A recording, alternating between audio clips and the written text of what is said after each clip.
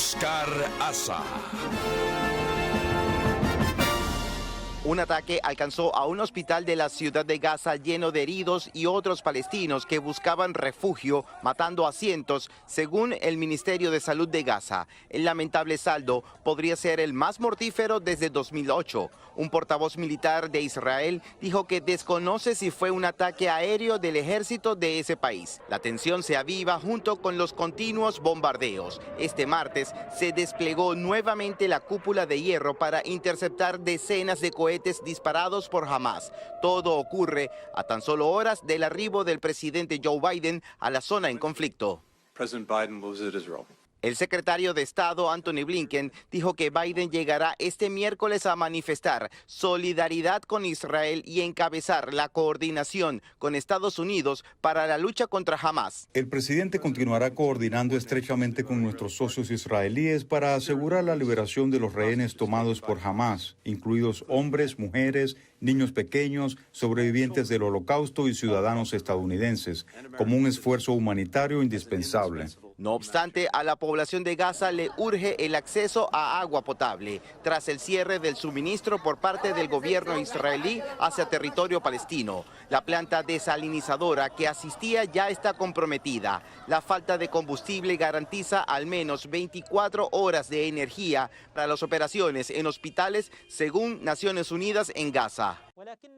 La agencia de noticias AFP publicó un video en el que Hamas se atribuye el secuestro sostenido de más de 200 personas en manos de las brigadas Al-Qassam. Israel, por su parte, bombardeó el sur de Gaza, posible ruta de huida para los palestinos. En el lugar de impacto, las ruinas eran levantadas por los residentes para rescatar posibles sobrevivientes al ataque en Rafah. No hay agua ni comida. Juro que estábamos horneando y de repente sentimos el golpe justo encima de nuestras cabezas. Entonces todo se oscureció. La cifra de fallecidos supera los 4.000 desde el pasado 7 de octubre. Más de 1 millón de personas han huido de sus hogares en Gaza ante una posible ocupación israelí para la neutralización de Hamas. José Pernalete, Voz de América. Tenemos para estos primeros dos segmentos a Tamara Eppelbaum, quien fue vocera, portavoz de las Fuerzas de Defensa de Israel. Gracias, Tamara, por estar con nosotros. Gracias por tenerme. Cómo no. El doctor Ricardo Israel, abogado y profesor de Relaciones Internacionales. ¿Cómo ves, cómo evalúas este ataque contra este hospital que se están responsabilizando tanto unos como otros? Me refiero, Netanyahu en el comunicado dice: los terroristas bárbaros de Gaza fueron quienes atacaron el hospital, no las Fuerzas de Defensa de Israel. Ahora bien, esto pudiera entorpecer o está entorpeciendo el viaje del presidente Biden a la zona, ¿no? Primero y principal, ya vemos que sí, que el viaje, ya han cancelado una parte del viaje, que iba a ser esta cumbre de diferentes países, pero a la parte política yo menos le puedo hablar de la parte del ejército, que es lo que hice hasta hace unos años, y es decir de que muchas veces hay cohetes que son lanzados por Hamas, por la Yihad Islámica, por terroristas dentro de la Franja de Gaza, que simplemente no llegan hasta Israel y caen dentro de la Franja de Gaza.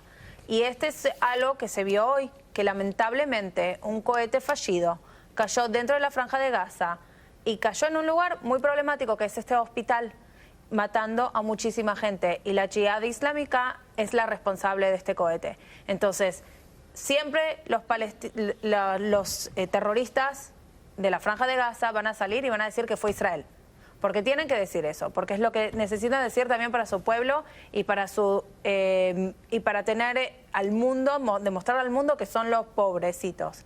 Hay protestas en todas partes. Hemos visto en Ramallah, en la Cisjordania, grandes disturbios en la madrugada de hoy, en el Líbano, en Jordania. Esto vimos hace 3 o 4 días, el Día de la Ira. ¿Esto puede ser una repetición y puede extenderse? No se sabe las repercusiones que puede llegar a tener. Lo que sí puedo decir es que no es solo contra Estados Unidos, es también contra las embajadas de Israel, que se vio ya en Jordania. Y sí, pueden tener muchas repercusiones y uno no sabe dónde puede ir. Esto ya se inició. Fue atacado el consulado en Turquía y la embajada en Jordania.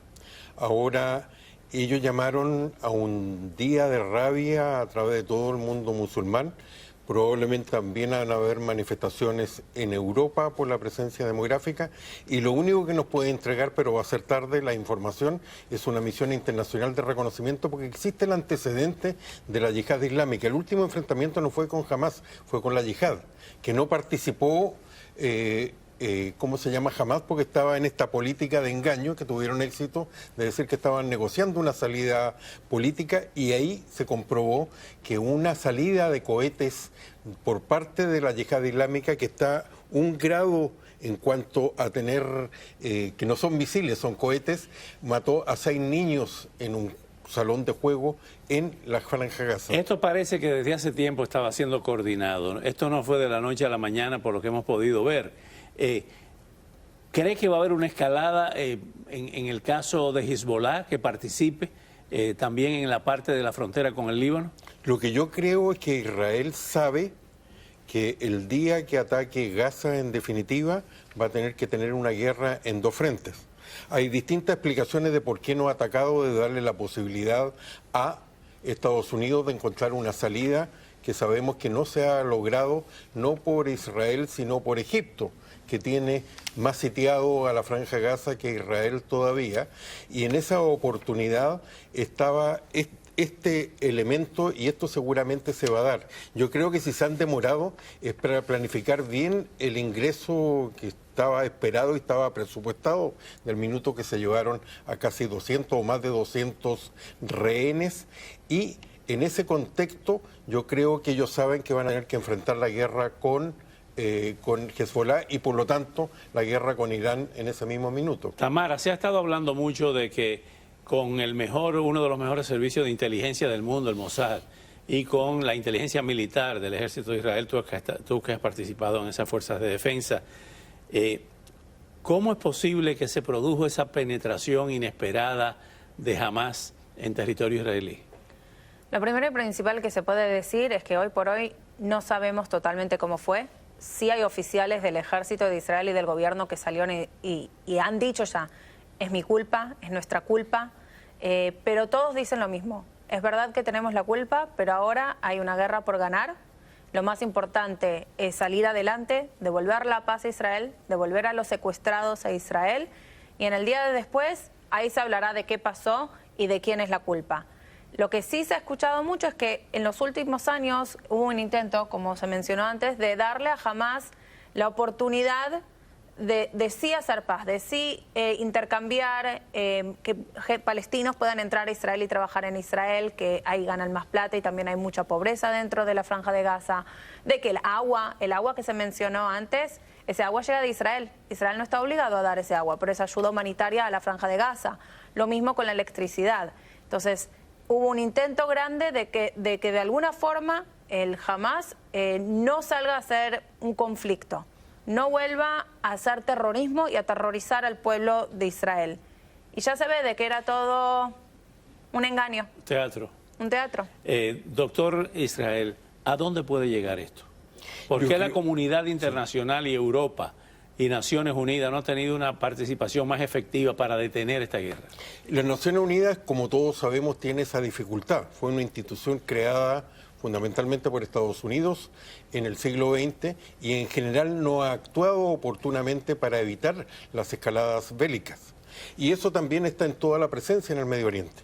Para Israel todas las guerras para Israel han sido distintas.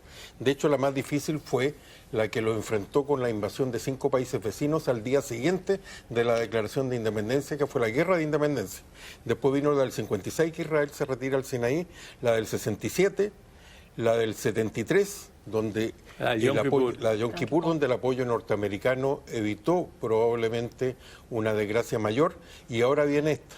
Israel, en un sector como el Medio Oriente, donde la debilidad se castiga, no tiene alternativa sino ganarla. Al regresar, el líder supremo de Irán advirtió sobre una posible escalada en la guerra entre Israel y Hamas, un día después de que su canciller dijera que todas las opciones estaban abiertas si continuaban los bombardeos sobre Gaza. Pero antes, el Consejo de Seguridad de la ONU, hablando de eso, rechazó una resolución impulsada por Rusia sobre la guerra entre Israel y Hamas, que no condenaba el ataque del grupo terrorista. Veamos.